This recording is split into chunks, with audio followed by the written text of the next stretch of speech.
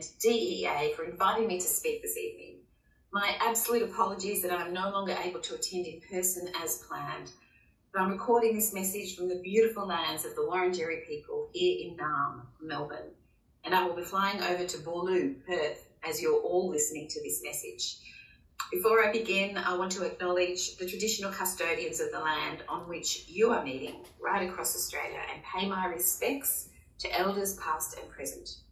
I extend that respect to all First Nations people joining this webinar. I would also like to acknowledge the role played by the Australian medical profession in galvanising amazing action on climate change and health in Australia. I'd like to specifically call out the work of the AMA, Doctors for the Environment Australia, and medical specialty colleges. Many of you contributed to Australia's first ever National Health and Climate Strategy, and it is stronger for your collaboration and input. I want to particularly acknowledge Professor Steve Robson, Federal President of the Australian Medical Association, Professor Nicholas Talley, Chair of Doctors for the Environment Australia, Associate Professor Carolyn Hullick, Chief Medical Officer of the Australian Commission on Safety and Quality in Healthcare, and representatives from the Medical Colleges of Australia and New Zealand, all of whom are here tonight. I also recently had the pleasure of hosting Doctors for the Environment at Parliament House to launch their report, Fossil Fuels Are a Health Hazard. So thank you to all of the DEA team for your ongoing advocacy and engagement and for doing this important work. As many of you know, the nexus between climate and health is an issue that has been close to my heart for most of my career. And that's why I was delighted to launch Australia's first National Health and Climate Strategy at the inaugural Health Day at COP28 in Dubai last December. The strategy sets out our plan for addressing the challenges to health and well-being arising from climate change. During the extensive consultation phase, we spoke with hundreds of stakeholders, including many people here today. And I'm grateful for the ongoing contributions that so many of you are making to embrace the strategy and to help us achieve its vision. Put simply, it would not have been possible if not for all of you. Decades of advocacy went into this strategy, and I'd just like to take the opportunity to recognise that with all of you here. I'm pleased to report that we've made significant progress on implementation. In fact, more than 1/5 of the strategy's actions have been put in action so far, and there are even more underway. So far, we've invested $5 million in climate and health research via the National Health and Medical Research Council. We've also conducted a national baseline estimate of the total emissions from the Australian health system. This will help us understand and target the major sources of emissions in Australia's health system. We're also working collaboratively with critical care clinicians to address the environmental impact of anaesthetic gases. Indeed, we've recently finalised a guide to help health practitioners detect and reduce leaks of nitrous oxide. Nitrous oxide is an important anaesthetic, is unfortunately also a powerful greenhouse gas. And we're working with the Council of Australian Therapeutic Advisory Groups to review the evidence around the anaesthetic gas desflurane.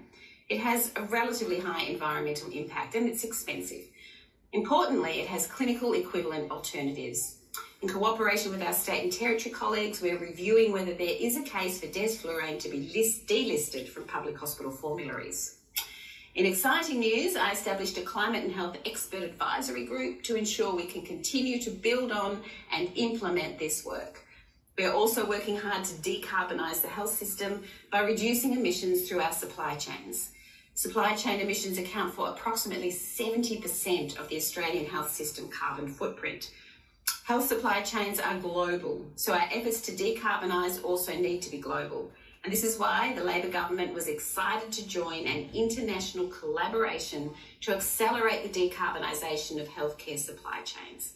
Now, this includes the UK National Health Service and the US Department of Health and Human Services. And we're looking forward to collaborating with state and territory colleagues and other partners across Australia and the world in the months and years ahead. This government is proud to play a leading role with our international counterparts in decarbonisation efforts, and I hope more countries are able to follow suit and make this a truly global initiative. We know one of the most important ways to reduce health system greenhouse gas emissions without compromising quality of care is to make healthcare more efficient.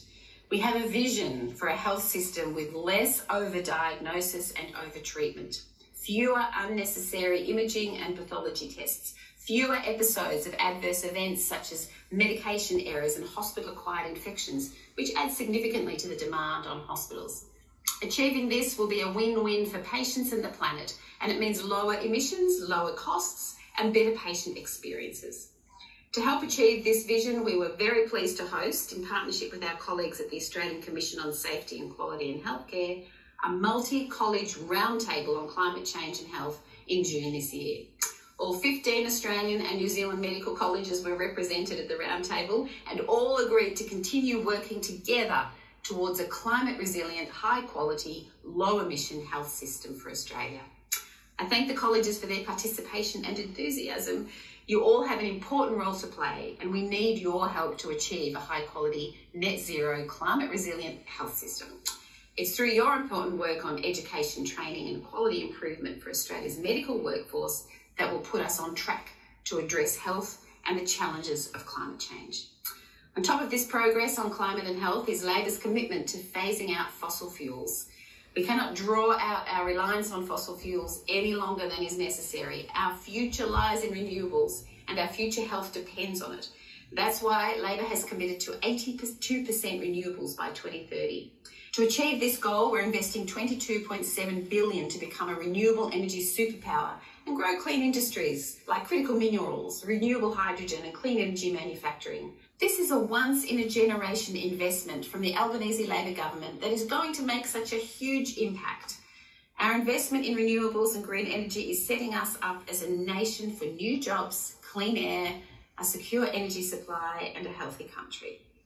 The Australian medical profession already plays a vital role in raising awareness of and responding to the impacts of climate change, to make it sustainable, resilient and fit for the needs of generations to come.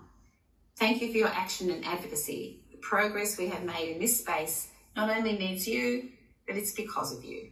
And I'm confident that this momentum we've built will continue to propel us towards further advances together. I look forward to continuing to work with you to build a sustainable and climate resilient health system both now and into the future. Thank you. Enjoy the webinar.